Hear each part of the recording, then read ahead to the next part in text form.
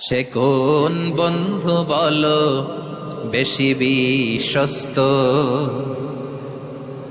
সে কোন বন্ধু বলো বেশি বিশ্বস্ত? কার কাছে মন খুলে দেয়া যায়? কার কাছে সব কথা বলা যায়? হওয়া যায় বেশি আশ্বস্ত।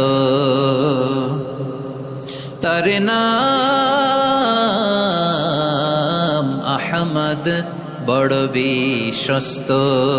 সে কোন বন্ধু বলো বেশি বিশ্বস্ত? কার কাছে মন খুলে দেয়া যায়?